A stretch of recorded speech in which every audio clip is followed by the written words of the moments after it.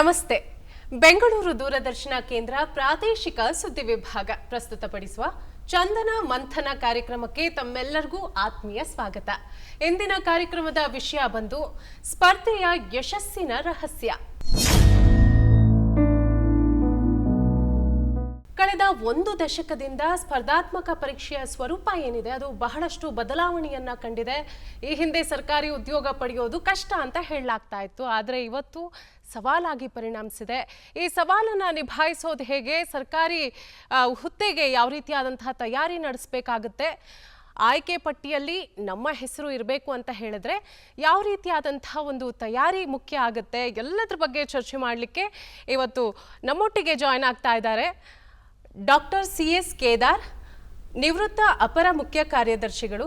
Sir, ಕಾರ್ಯಕ್ರಮಕ್ಕೆ ಆತ್ಮೀಯ ಸ್ವಾಗತ. ನಮಸ್ಕಾರ.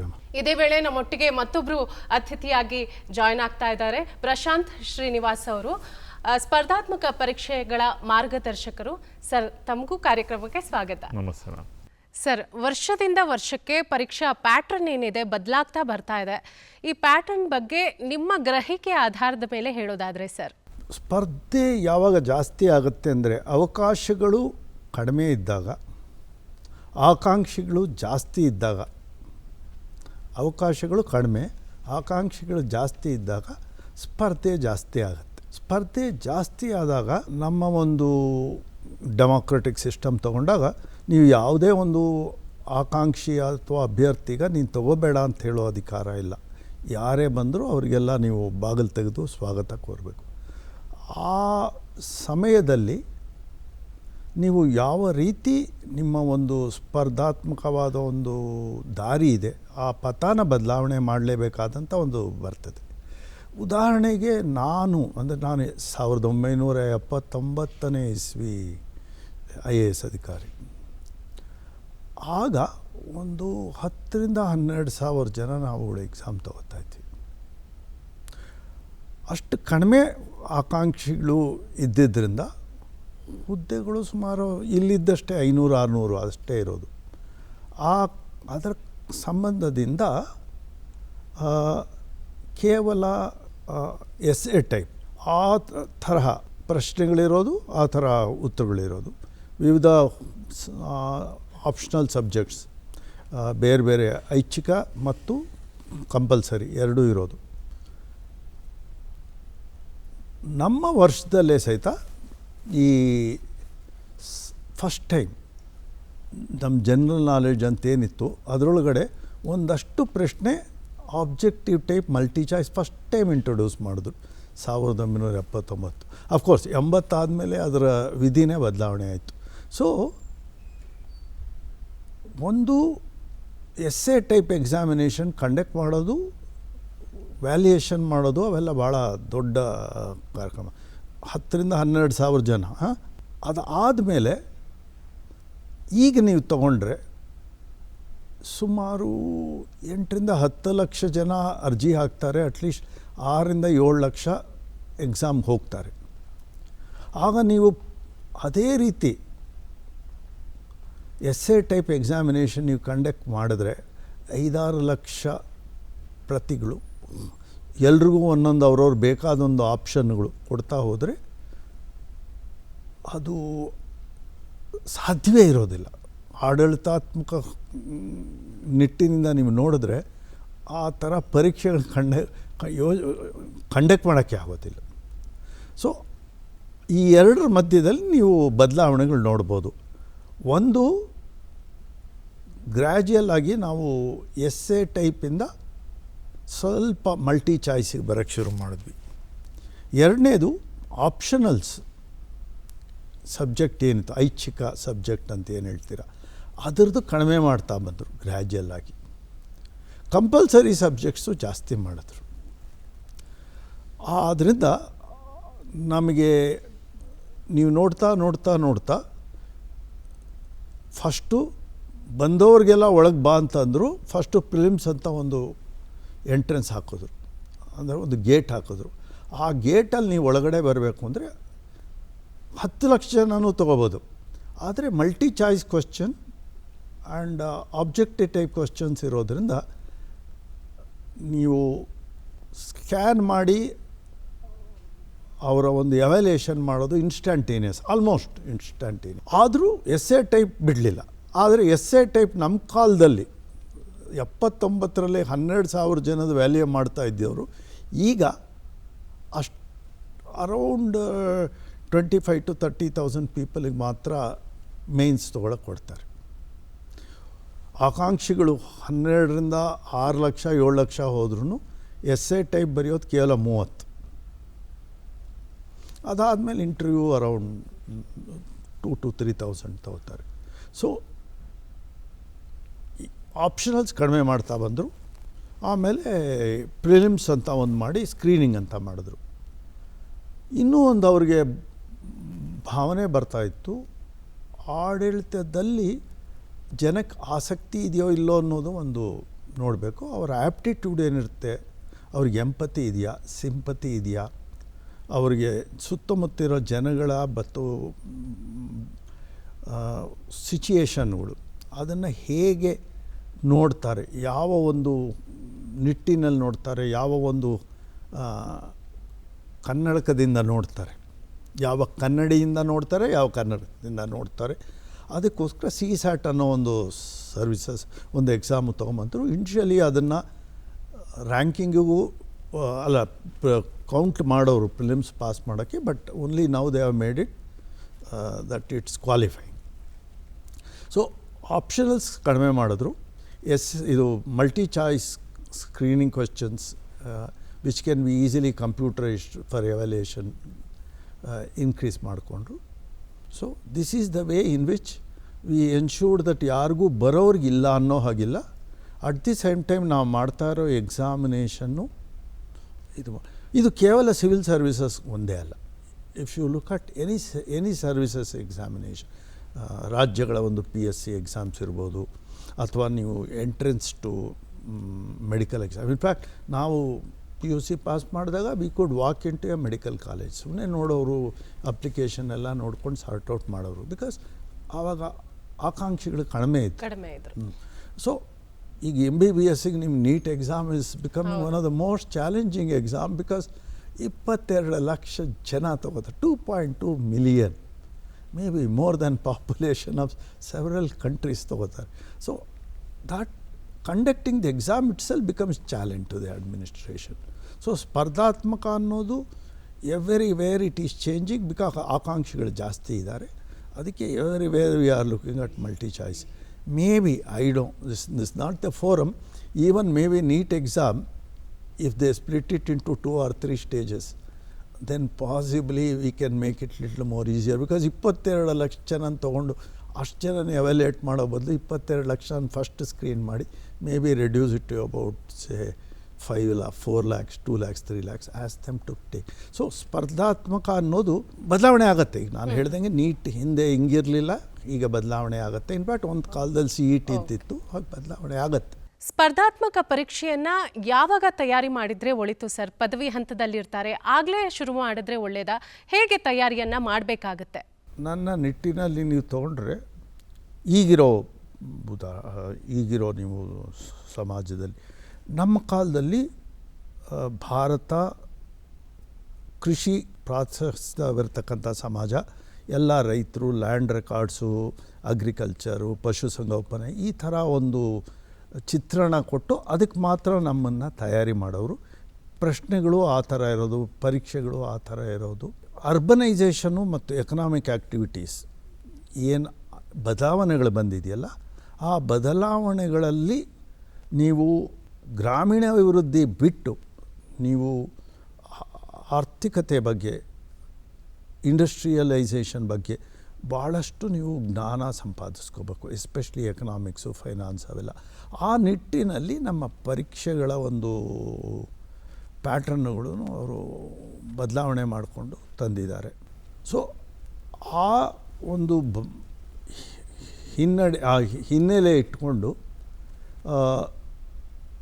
ಹುಡುಗರಿಗೆ ನೀವು ಮೊದಲು ಇನ್ಫಾರ್ಮೇಷನ್ ಸಾಕಾಗಿತ್ತು. ನಮ್ಮ ಕಾಲದಲ್ಲೇ ಸ್ವಲ್ಪ ಬದಲಾವಣೆ. ಇನ್ಫಾರ್ಮೇಷನಿಂದ ಹಿಡಿದು ನಾಲೆಡ್ಜಿಗೆ ಬಂತು. 80s and 90s. I am of 70s.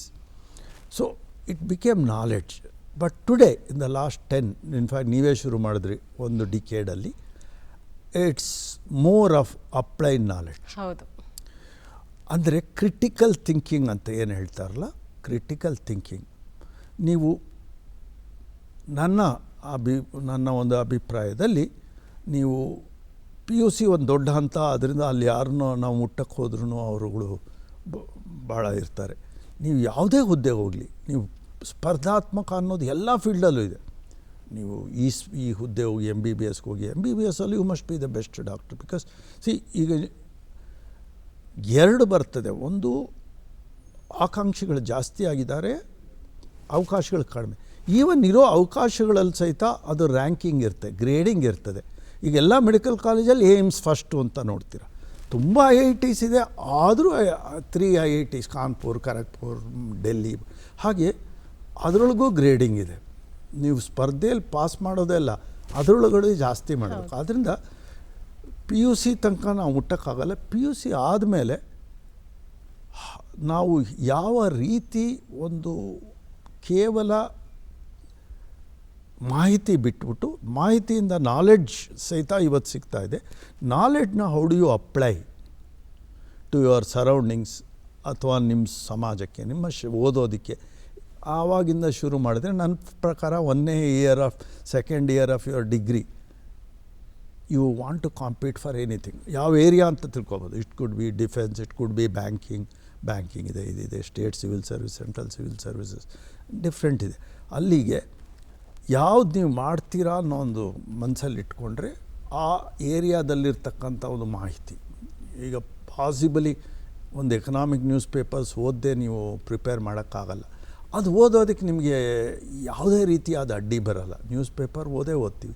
ಅದರಿಂದ ನನ್ನ ಪ್ರಕಾರ 1ನೇ ವರ್ಷ 2ನೇ ವರ್ಷ ಡಿಗ್ರಿನಲ್ಲಿ, especially 2nd year degree, first year ಆದರೂ ಒಂದು ಸ್ವಲ್ಪ ಹೊಸ ಎನ್ವೈರ್ಮೆಂಟ್, 2nd ಇಯರ್ ಡಿಗ್ರಿಯಿಂದ ನೀವು ಕಾಂಪಿಟೇಷನ್ ಬಗ್ಗೆ ಅಂದರೆ ಅನಲಿಟಿಕಲ್ ಥಿಂಕಿಂಗ್, ಕ್ರಿಟಿಕಲ್ ಥಿಂಕಿಂಗ್. ಅಂದರೆ ಆರ್ಟಿಫಿಷಿಯಲ್ ಇಂಟೆಲಿಜೆನ್ಸ್ ಅಂತಾರೆ, ನಾನು ಅಂದರೆ analytical thinking. So analytical thinking ನೀವು ಡೆವಲಪ್ ಮಾಡಿ, ಅನಲಿಟಿಕಲ್ ಇಂಟೆಲಿಜೆನ್ಸ್ ಡೆವಲಪ್ ಮಾಡಿದ್ರೆ, ಬಿಕಾಸ್ ಕಾಂಪಿಟೇಷನಲ್ಲಿ you must not only prepare, you must stand out. ಆ ಸ್ಟ್ಯಾಂಡಿಂಗ್ ಔಟ್ ತೋರಿಸ್ಕೋಬೇಕು ಅಂದರೆ you must have the best critical thinking. So ನನ್ನ ಪ್ರಕಾರ 2ನೇ ಡಿಗ್ರಿ ಓದ್ತಾ ಇರಬೇಕಾದ್ರೆ ಶುರು ಮಾಡಿದ್ರೆ they will have a very good head start. And out of I have seen shear experience. ನಾನು ಸರ್ವಿಸಲ್ಲಿದ್ದಾಗ ಹೊಸ ಪೀಳಿಗೆಗಳು, ಎಸ್ಪೆಷಲಿ 2000ದಿಂದ ಈಚೆ ಕಡೆ ಬಂದವರು, ಅವರ ಡಿಗ್ರಿ ಓದ್ತಾ ಇರ್ತಕ್ಕಂಥ ಸಮಯದಲ್ಲೇ ಓದಿರೋರು. ಓಕೆ. ಉತ್ತರ ಭಾರತದಲ್ಲಿ ಕೋಚಿಂಗ್ ಸಂಸ್ಕೃತಿ ಏನಿದೆ ಅದು ಬಹಳ ಬಲಿಷ್ಠವಾಗಿದೆ, ದಕ್ಷಿಣದಲ್ಲಿ ಯಾಕೆ ಕಡಿಮೆ? ಇದಕ್ಕೆ ಕಾರಣ ಏನು ಸರ್? ಕಳೆದ 10 ವರ್ಷಗಳಲ್ಲಿ ಈ ಚಿತ್ರಣ ಸಾಕಷ್ಟು ಬದಲಾವಣೆ ಆಗಿದೆ. ಬಟ್ ಈ ಒಂದು ಅಂತರ ಯಾಕಿದೆ ಅಂತ ನೋಡಿದಾಗ, ಒಂದು ದಕ್ಷಿಣ ಭಾರತ ನಿರ್ಮಾಣ ಆಗಿದ್ದು ಅಥವಾ ದಕ್ಷಿಣ ಭಾರತದ ಜನಸಂಖ್ಯೆ ಏನಿದೆ, ಅಲ್ಲಿನ ಪಾಪ್ಯುಲೇಷನ್ ಯಾವ ರೀತಿ ಬೆಳೀತಾ ಇದೆ ಅನ್ನೋ ದೃಷ್ಟಿಯಿಂದ ನೋಡೋದು. ಒಂದು, ಇಲ್ಲಿ ಅವಕಾಶಗಳು ತುಂಬ ಜಾಸ್ತಿ ಇವೆ. ಸ್ಟೂಡೆಂಟ್ಸ್, ನಾನು ಕಾಂಪಿಟೇಟಿವ್ ಎಕ್ಸಾಮ್ಸ್ ಅಥವಾ ಸ್ಪರ್ಧಾತ್ಮಕ ಪರೀಕ್ಷೆಗಳೇ ಒಲುವೆಂದು ಓದಕ್ಕೆ ಹೋಗ್ತೀನಿ ಅಂತ ಇಲ್ಲಿ ಯೋಚನೆ ಮಾಡೋಕ್ಕೆ ಶುರು ಮಾಡೋದು ಕಳೆದ 5-6 ವರ್ಷಗಳ ಹಿಂದೆ ನೋಡೋದಾದರೆ ಡಿಗ್ರಿ ಮುಗಿಸಿದ ನಂತರ. ಫಸ್ಟು ಒಂದು ಒಳ್ಳೆ ಡಿಗ್ರಿ ಮಾಡೋಣ, ಡಿಗ್ರಿ ಮಾಡಿ ಸೆಟ್ಲ್ ಆಗೋಣ ಅಥವಾ ಒಂದು ಕೆಲಸ ತೊಗೊಳ್ಳೋಣ, 1-2 ವರ್ಷ ವರ್ಕ್ ಮಾಡಿ ಆಮೇಲೆ ನಂತರ ಇದ್ರ ಬಗ್ಗೆ ಯೋಚನೆ ಮಾಡೋಣ ಅನ್ನೋ ಒಂದು ಮನಸ್ಥಿತಿ ಇದೆ. ಆ ಕಾರಣದಿಂದ ಇಲ್ಲಿ ನಂಬರ್ ಆಫ್ ಸ್ಟೂಡೆಂಟ್ಸ್ ಯಾರು ಇಮ್ಮಿಡಿಯೇಟ್ಲಿ ಹೋಗ್ತಾರೆ ಸಂಖ್ಯೆ ಕಡಿಮೆ ಇದೆ. ಇದಕ್ಕೆ ಅರಿವಿನ ಕೊರತೆ ಕೂಡ ಇದೆ. ಆ್ಯಂಡ್ ಓವರಾಲ್ ಸಮಾಜ ಹೇಗೆ ಈ ಪರೀಕ್ಷೆಗಳನ್ನು ನೋಡುತ್ತೆ ಅನ್ನೋದು. ಅದೇ ಉತ್ತರ ಭಾರತಕ್ಕೆ ಅಂತ ನೋಡಿದಾಗ ಅಲ್ಲಿ ಅವಕಾಶಗಳು ತುಂಬ ಕಡಿಮೆ, ಉದ್ಯೋಗಾವಕಾಶಗಳಾಗ್ಬೋದು ಅಥವಾ ಇರುವಂತಹ ವೆರೈಟಿ ತುಂಬ ಕಡಿಮೆ. ಸೊ ಅಲ್ಲಿ ಡಿಗ್ರಿ ಜೊತೆಗೆ ಅಥವಾ ಸಾಕಷ್ಟು ಬಾರಿ 10ನೇ ಕ್ಲಾಸಿನ ನಂತರನೇ, ಅಂದರೆ ನಾವು UPSC ಎಕ್ಸಾಮ್ಸ್ ಬಿಟ್ಟು ಅಲ್ಲಿ ನೀವು ಉತ್ತರ ಭಾರತದ ಭಾಷೆಯಲ್ಲಿ ಹೇಳೋದ್ರೆ 1 ಡೇ ಎಕ್ಸಾಮ್ಸ್ ಅಂತಾರೆ. ಅಂದರೆ ಒಂದು ದಿವಸ ಎಕ್ಸಾಮ್ ಬರೋದು, ಅದ್ರ ಬರೋ ರಿಸಲ್ಟಲ್ಲಿ ಪಾಸಾಗಿ ಒಂದು ಕೆಲಸ. ಸೊ MTS ಅಂತ ಮಲ್ಟಿ ಟಾಸ್ಕಿಂಗ್ ಸರ್ವಿಸಸ್ ಎಕ್ಸಾಮಲ್ಲಿ ಒಂದು ಕ್ಲರಿಕಲ್ ಎಕ್ಸಾಮಿಂದ ಸೇರಿ ಶುರು ಆಗ್ತವೆ. ಸೊ ಅವರು ತಮ್ಮ 10ನೇ ಕ್ಲಾಸ್ ನಂತರನೇ ಸಾಕಷ್ಟು ತಯಾರಿ ಶುರು ಹಚ್ಕೊಂಡ್ಬಿಡ್ತಾರೆ. ಅದಕ್ಕೂ ಕೂಡ ಅವರು ಕೋಚಿಂಗ್ ಅವಶ್ಯಕತೆ ಬೀಳುತ್ತೆ. ಸೊ ಇವತ್ತು ನಾವು ರೈಲ್ವೆ ವಿಭಾಗದಲ್ಲಿ ನೋಡ್ಬೋದು, ಅಥವಾ ಬ್ಯಾಂಕಿಂಗ್ ವಿಭಾಗದಲ್ಲಿ ನೋಡ್ಬೋದು, ಅಥವಾ ಪೋಸ್ಟಲ್ ವಿಭಾಗದಲ್ಲಿ ನೋಡ್ಬೋದು. ಸಾಕಷ್ಟು ಉತ್ತರ ಭಾರತೀಯರೇ ಯಾಕಿದ್ದಾರೆ ಅಂದರೆ ಅವರು ತಯಾರಿ ಮಾಡೋಕ್ಕೆ ಶುರು ಮಾಡೋದು ತುಂಬಾ ಬೇಗ. ಈ ಸಂಖ್ಯೆ ಜಾಸ್ತಿ ಇರೋದ್ರಿಂದ ಆ್ಯಂಡ್ ಅಲ್ಲಿ ಡಿಮಾಂಡ್ ಜಾಸ್ತಿ ಇರೋದ್ರಿಂದ ಉತ್ತರ ಭಾರತದಲ್ಲಿ ಆ ರೀತಿಯ ಕೋಚಿಂಗ್ ಸೆಂಟರ್ಸ್ ಬೇಗನೆ ಡೆವಲಪ್ ಆಗ್ತಾಯಿತ್ತು. ನಂಬರ್ ಆಫ್ ಕೋಚಿಂಗ್ ಸೆಂಟರ್ಸ್ ಬೇಗ ಡೆವಲಪ್ ಆಗ್ತಾಯಿತ್ತು. ಡೆಲ್ಲಿ ಒಂದು ಹಬ್ಬ ಹಿಡಿದು ಅದು ಲಕ್ನೋ ಆಗ್ಬೋದು, ಕೋಟಾ ಆಗ್ಬೋದು, ಅಥವಾ ಉತ್ತರ ಭಾಗದ ಬೇರೆ ಎಲ್ಲ ರಾಜ್ಯಗಳ ಕ್ಯಾಪಿಟಲ್ಸ್ ಆಗ್ಬೋದು, ಎಲ್ಲ ಕಡೆ ಈ ಥರ ಡೆವಲಪ್ ಆಗ್ಬೋದು. ಕಳೆದ 10 ವರ್ಷ 15 ವರ್ಷ ಅಂತಲೇ 2012-13 ನಂತರ ದಕ್ಷಿಣ ಭಾರತದಲ್ಲೂ ಕೂಡ ಅರಿವು ಜಾಸ್ತಿ ಆಗಿದೆ. ಆ್ಯಂಡ್ ಪ್ರಶ್ನೆ ಈ ಎಕ್ಸಾಮ್ಸ್ ತೊಗೊಳೋರ ಸಂಖ್ಯೆ ಕೂಡ ಜಾಸ್ತಿ ಆಗಿದೆ. ಕೇದಾರ್ ಸರ್ ಅಥವಾ ರೀತಿ ಸುಮಾರು ಒಂದು 15 ವರ್ಷದಿಂದ ಅವರು ಸಾಕಷ್ಟು ಪರಿಶ್ರಮ ಪಡ್ತಾ ಇದ್ದಾರೆ, ಕರ್ನಾಟಕದಿಂದ ಇನ್ನಷ್ಟು ಒಳ್ಳೆಯ ಅಧಿಕಾರಿಗಳು ಕೇಂದ್ರ ಸೇವೆಗಳಿಗೆ ಹೋಗಬೇಕು ಅಂತ.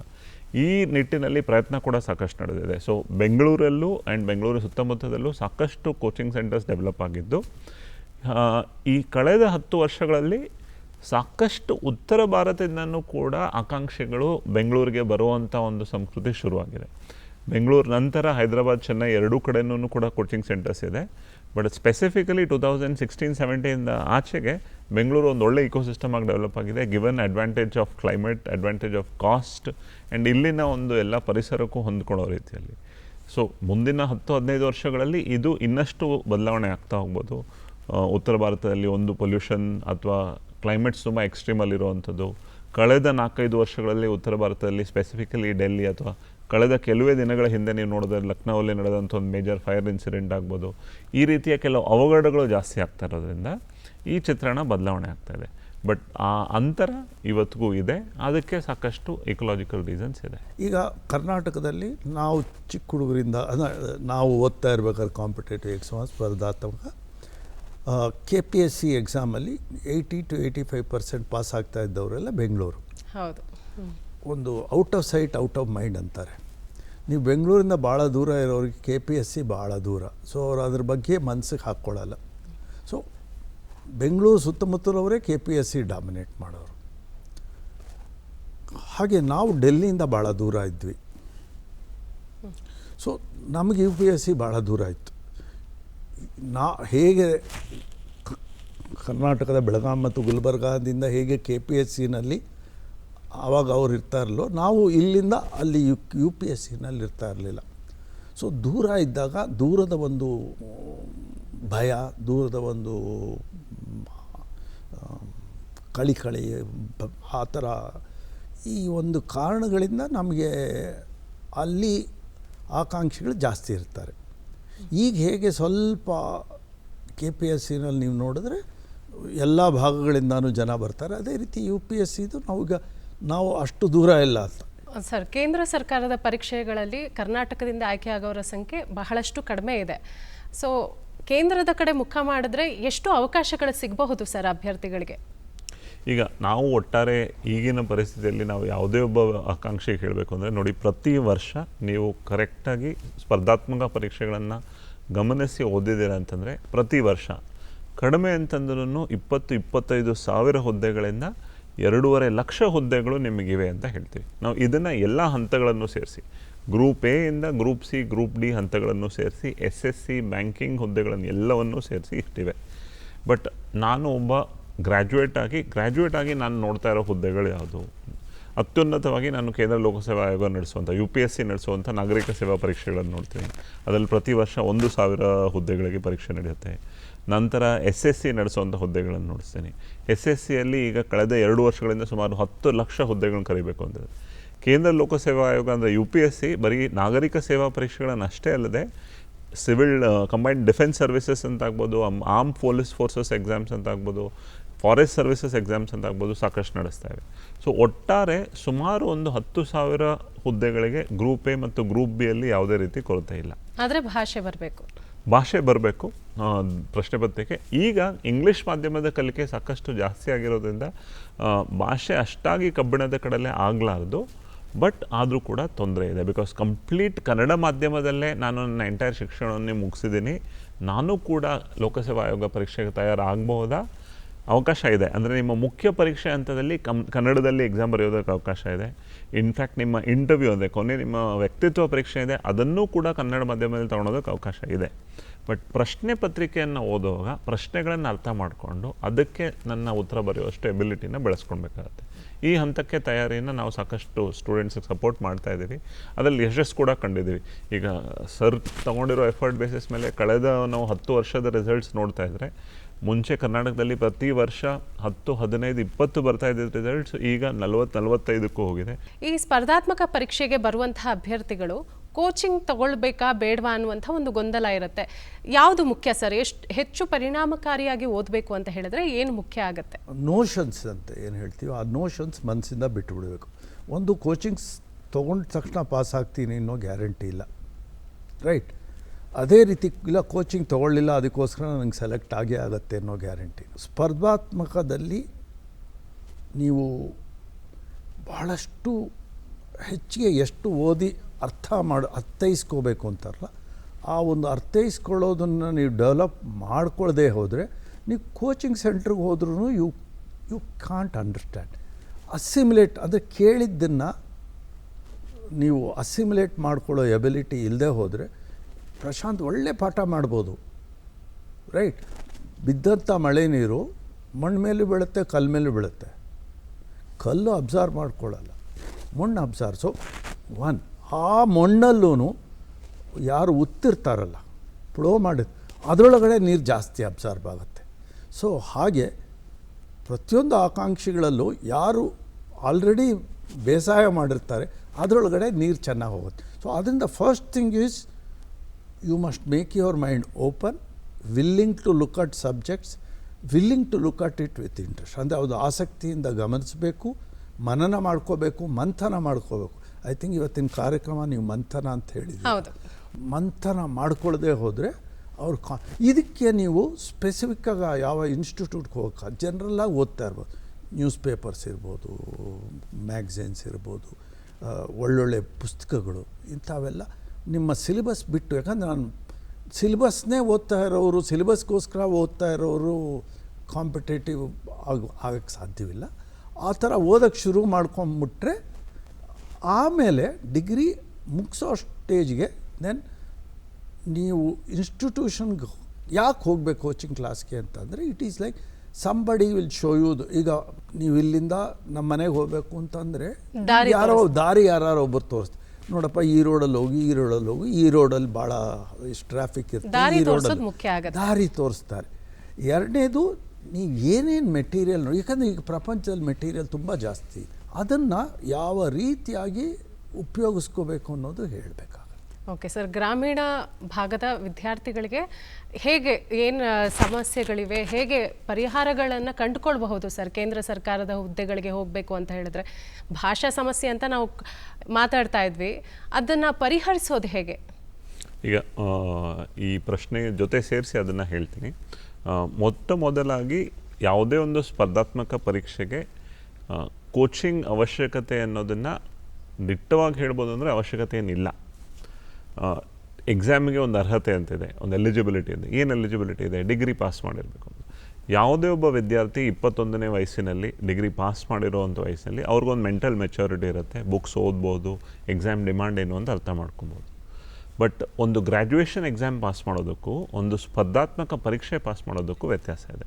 ಪ್ರತಿ 1 ಮಾರ್ಕ್ಸ್ 2 ಮಾರ್ಕ್ಸ್ ವ್ಯತ್ಯಾಸ ಇರುವಾಗ ನಾನು ಕಲಿತಾ ಇರೋ ಅದೇ ಇತಿಹಾಸ, ಭೂಗೋಳ, ಅರ್ಥಶಾಸ್ತ್ರವನ್ನು ಎಕ್ಸಾಮಿನ ಡಿಮಾಂಡ್ ತಕ್ಕ ಹಾಗೆ ಕಲಿಬೇಕು ಅಂದರೆ ಒಂದು ಓರಿಯೆಂಟೇಷನ್ ಡೆವಲಪ್ ಮಾಡ್ಕೊಳ್ಬೇಕು. ಅಲ್ಲಿ ಒಬ್ಬ ಒಳ್ಳೆ ಮೆಂಟರ್, ಒಬ್ಬ ಒಳ್ಳೆ ಗೈಡ್ನ ಅವಶ್ಯಕತೆ ಬರುತ್ತೆ. ಅಥವಾ ಆ ಓರಿಯೆಂಟೇಷನ್ನ ತಾವು ಬೆಳೆಸ್ಕೊಳೋದಕ್ಕೆ ತುಂಬ ಸಾಹಸ ಪಡಬೇಕಾಗುತ್ತೆ. ಇನ್ಸ್ಪೈಟ್ ಅವರು ಕಂಪ್ಲೀಟ್ ಕೋಚಿಂಗ್ ತೊಗೊಂಡು ಕೂಡ ಕೋಚಿಂಗ್ನ ಇಂಪ್ಯಾಕ್ಟ್ ಎಷ್ಟು ಅವರ ಸಕ್ಸಸ್ಸಲ್ಲಿ ಅಂತ ನೋಡೋದಾದರೆ ಪ್ರಾಯಶಃ 15 to 20% ಅಷ್ಟೇ. ನೀವು ನೋಡಿದ 80% ಒಬ್ಬ ಆಕಾಂಕ್ಷಿ ತನ್ನಲ್ಲಿ ತಾನು ಅರ್ಥೈಸ್ಕೊಂಡು ಏನು ಅವ್ರು ಮಂಥನ ಮಾಡಿ ಅವ್ರೇನು ಎಫರ್ಟ್ ಹಾಕಿರ್ತಾನೆ ಅದರ ಮೇಲೆ ನಿಂತ್ಕೊಳುತ್ತೆ. ಇದು ಗ್ರಾಮೀಣ ಭಾಗಕ್ಕೆ ಅಂತ ನೋಡಿದಾಗ ಒಂದು ಹಣಕಾಸಿನ ಸೌಲಭ್ಯಗಳ ಕೊರತೆ ಇರುತ್ತೆ. ನಂತರ ನಗರಕ್ಕೆ ಅಂದರೆ ಈಗ ಫಾರ್ ಎಕ್ಸಾಂಪಲ್ ನನಗೆ ಒಳ್ಳೆ ಮೆಟೀರಿಯಲ್ಸ್ ಬೇಕು, ಸಪೋರ್ಟ್ ಬೇಕು, ಇದೆಲ್ಲಕ್ಕೂ ಕೂಡ ಸ್ವಲ್ಪ ತೊಂದರೆ ಇದೆ.